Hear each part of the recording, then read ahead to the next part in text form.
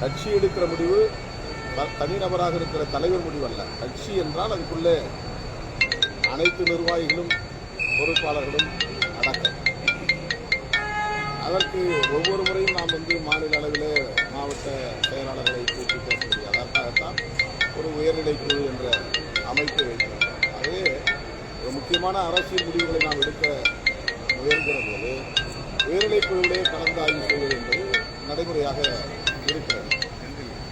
ஆனால் அவர் அதை இன்னும் உள்வாங்கிக் கொள்ளவில்லை. ஒரு அமைப்பு, அந்த அமைப்பின் நடைமுறை ஆகியவற்றை உள்வாங்கிக் கொள்வது முக்கியமானது.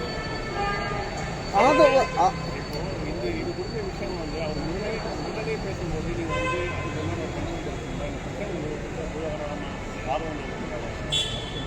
இல்லாமல் நாங்கள் ஒவ்வொரு விஷயம் சொல்ல முடியும்.